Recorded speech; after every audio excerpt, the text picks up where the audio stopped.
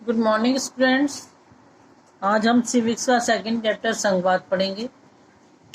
संघवाद क्या है, आइए एक बार हम पिछले अध्याय में बात करेंगे जो हमने बेल्जियम और श्रीलंका का देखा था, उस पर फिर दोबारा से गौर करते हैं एक बार संघवाद को समझने के लिए। आपको याद होगा कि बेल्जियम के संविधान में जो प्रमुख बदलाव किए गए उसमें केंद्रीय सरकार की शक्ति में कमी करना भी एक था और यह अधिकार प्रांतीय सरकारों को दिए गए थे। अब उन्होंने कहा कि हमने जब देखा कि बेल्जियम ने अपने यहाँ शांति बनाए रखने के लिए सुधार किए थे अपने संविधान में, तो जब वो सुधार किया था उसने केंद्रीय सरकार की शक्ति को कम करा था और केंद्रीय सरकार की शक्ति को कम किया और उसके अधिकार लेकर किसको दे दिए थे, प्रांतीय सरकारों को दे दिए थे। बेल्जियम में उससे पहले भी प्रांतीय सरकारें थी, तब भी उनकी अपनी भूमिका थी, अपने अधिकार थे, पर ये अधिकार उनको केंद्र द्वारा दिए गए थे। ठीक है। अब उन्होंने कहा कि उस टाइम पे भी संघीय सरकारें थी, प्रांतीय सरकारें हुआ करती थी, लेकिन वो केंद्र सरकार के अधीन थी। ये अधिकार जो है केंद्र सरकार ने उनको दे रखे थे। इन्हें केंद्रीय सरकार वापस भी ले सकती है जब उनका दिल करता था। सन 1993 में कुछ बदलाव हुए और प्रांतीय सरकारों को कुछ संवैधानिक अधिकार दिए थे। ठीक है। फिर 1993 में 1993 में कुछ बदलाव कर दिए गए और प्रांतीय सरकारों को कुछ अधिकार ही दे दिए गए।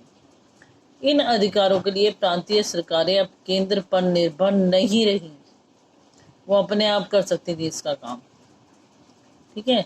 इस प्रकार बेल्जियम ने एकात्मक शासन की जगह संघीय शासन प्रणाली अपना ली। श्रीलंका में व्यापारिक रूप से अभी भी एकात्मक शासन व्यवस्था है, जिसमें केंद्रीय सरकार के पास सारे अधिकार हैं। जो कुछ करती है केंद्र सरकार करती है, दूसरा कोई कुछ भी नहीं कर सकता। तो जिसमें केंद्रीय सरकार के पास ही सारे अधिकार हैं। श्रीलंका कि तमिल नेता चाहते हैं कि देश के सच्चे अर्थों में संघीय व्यवस्था कायम हो। ठीक है। वहाँ के जो तमिल नेता है वो चाहते हैं, लेकिन सीली नहीं चाहते थे, आपको पता है। संघीय शासन व्यवस्था में सर्वोच्च सत्ता केंद्रीय प्राधिकार और उसकी विभिन्न आनुषंगिक इकाइयों के बीच बढ़ जाती है। ठीक है। उन्होंने कहा संघीय व्यवस्था, शासन व्यवस्था के अंदर क्या होता है, जो केंद्र सरकार के अधिकार होते हैं वो उसकी जो बाकी की इकाइयां बनती हैं उनमें बढ़ जाते हैं वो अधिकार। संघीय व्यवस्था में 2 स्तर की सरकारें होती हैं। इनमें एक सरकार पूरे देश के लिए होती है, जिसमें राष्ट्रीय महत्व के विषय होते हैं। ठीक है। एक तो पूरे देश के लिए कार्य करेगी और एक होती है राज्य या प्रांतों के स्तर की सरकारें, जो शासन के दैनंदिन कामकाज को देखती है। इन दोनों के स्तर की सरकारें अपने अपने स्तर पर स्वतंत्र होकर अपना काम करती हैं। इस अर्थ में संघीय व्यवस्था एकात्मक शासन व्यवस्था के ठीक उलट है। अब देखिए उन्होंने कहा इसमें क्या है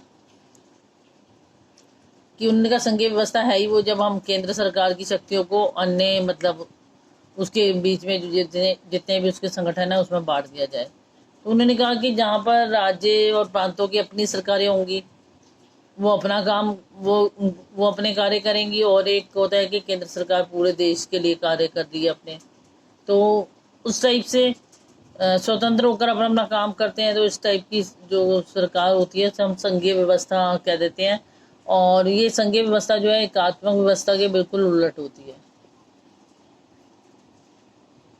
एकात्मक शासन व्यवस्था का एक ही स्तर होता है, इसमें हमने कहा था 2 स्तर की सरकारें होती हैं और एकात्मक में 1 स्तर की, और बाकी इकाइयां उसके अधीन होकर काम करेंगी। केंद्रीय सरकार प्रांतीय या स्थानीय सरकारों को आदेश दे सकती है, और यहाँ पर क्या होता है कि जब प्रांतीय सरकारें, वो केंद्र सरकार जो है वो जो आदेश देगी वही जो प्रांतीय या राज्य सरकार करेगी। संघीय व्यवस्था में केंद्र सरकार राज्य सरकार को कुछ खास करने का आदेश दे सकती है। ठीक है। अब केंद्र सरकार जो है राज्य सरकार को कुछ खास करने का आदेश दे सकती है। राज्य सरकारों के पास अपनी शक्तियां होती हैं, इसके लिए वह केंद्रीय सरकार को जवाबदेह नहीं होती। ये दोनों ही सरकारें अपने अपने स्तर पर लोगों को जवाबदेह होती हैं। मतलब वो कहेंगे एक दूसरे से इतने सवाल नहीं पूछते ये, क्योंकि इनके अपने अपने कार्य क्षेत्र हैं, उसमें अपने अपने कार्य करते हैं, लेकिन लोगों के प्रति ये जवाबदेह होती हैं कि भाई क्यों नहीं किया गया था।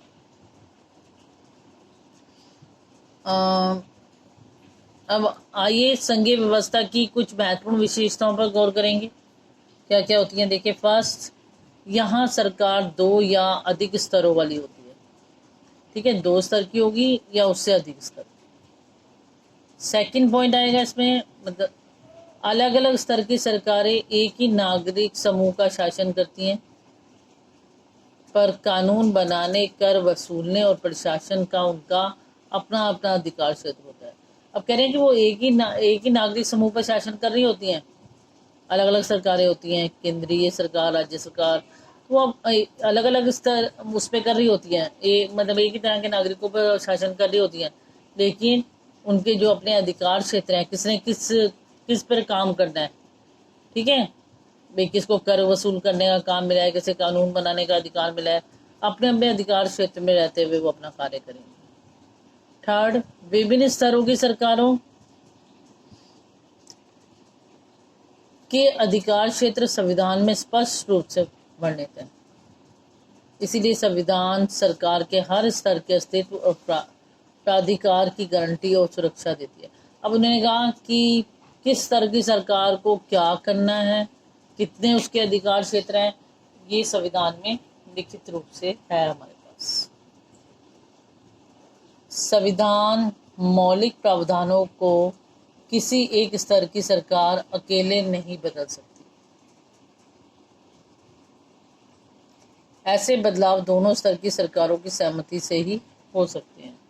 अब देखिए, उन्होंने कहा जितने भी संविधान में क्या है कि जितने भी हमारे मौलिक प्रावधान है उसे एक स्तर की सरकार नहीं बदल पाएगी, उसको बदलने के लिए दोनों की सहमति होनी जरूरी है।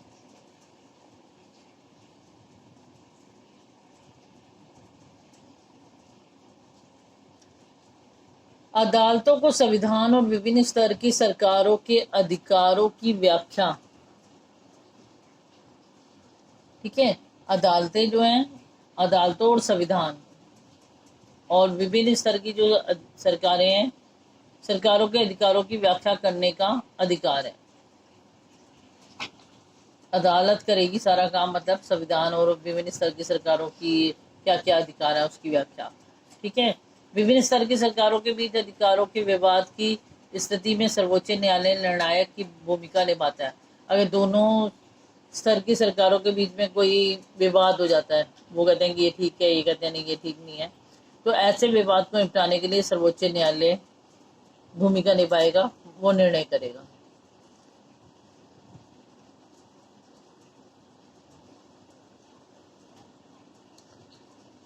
वित्तीय स्वायत्तता निश्चित करने के लिए विभिन्न स्तर की सरकारों के लिए राजस्व के अलग अलग स्रोत निर्धारित किए गए हैं कि किसको कहाँ से कर इकट्ठा करना है, कहाँ से राजस्व हासिल होगा, उसके लिए भी अलग अलग क्षेत्र निर्धारित कर दिए गए हैं।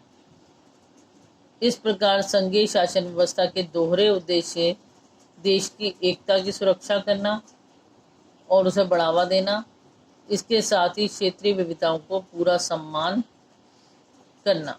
ये क्या है, एक तो भाई जो उद्देश्य क्या है संघीय शासन व्यवस्था का कि एकता बनी रहे, सुरक्षा बनी रहे, और दूसरा हर प्रांत को, ठीक है, अलग अलग क्षेत्र में रहने वाले विभिन्नताओं को सम्मान दिया जा सके, बढ़ावा उनको दिया जा सके। इस कारण संघीय शासन व्यवस्था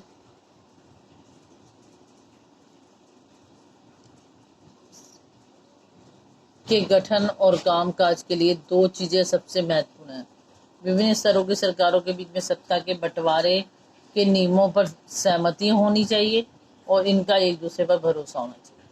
ठीक है, पहले तो उन्होंने कहा ये कब हो पाएगा, जब दोनों स्तरों की सरकारों के बीच में आराम से सत्ता का बंटवारा हो जाए कि तुम्हें ये करना है और तुम्हें ये करना है, और दूसरा एक दूसरे, और दोनों ही एक दूसरे पर भरोसा करके चले।